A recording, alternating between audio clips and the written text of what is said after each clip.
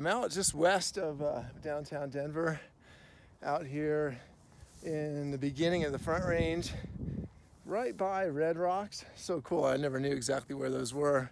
And I'm having a little trail run here, one of my favorite things to do. I wanted to share a quick story with you this morning about intuition. I think the most powerful thing that we have working for us as humans, as human animals. I had just a minor challenge this morning. My flight is not until later today, and I wanted to make sure to make good use of this beautiful day. And my intuition told me go for a trail run because I know there's so much good running out here.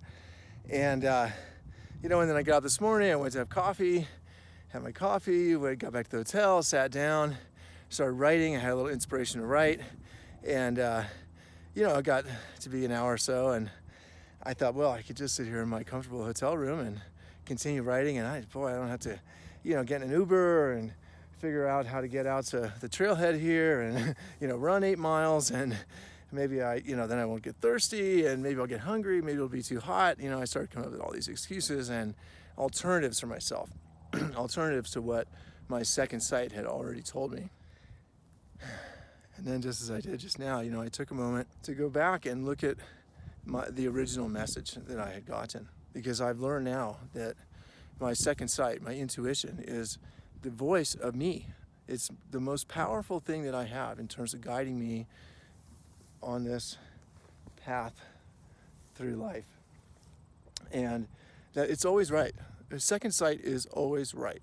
So when I checked that message, I was reminded that my original intuition had been go for a trail run, and that, I could deliberate and start coming up with alternatives and all these other reasons and all these things. But that as I've proved to myself so many times in the past, my original intuitive message was the correct one. And, this is not a life-changing juncture here. This is just a question of what to do this morning.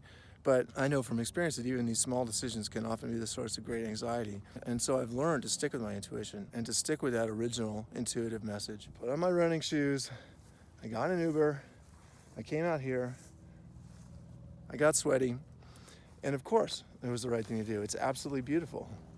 Look at this.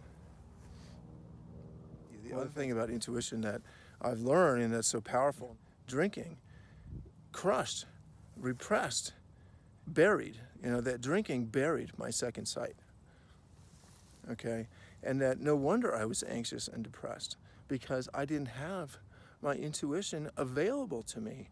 So, at many times, whether it's just, trying to decide what to do in the morning or trying to decide what to do with the rest of my life, I didn't have an answer because my intuition wasn't working. And the biggest reason for that was because I was drinking so much and drinking for so much of my life.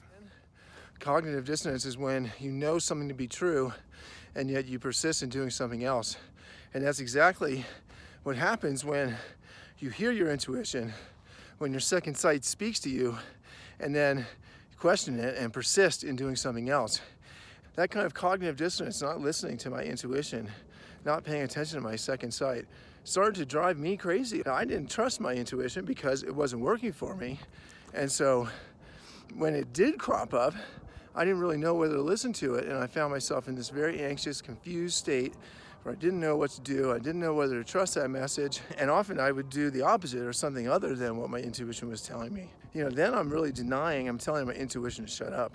I'm denying my own truth about who I am, and there's just nothing more perilous for our psychology than denying what we already know to be true about ourselves, especially when it's coming from our own very self.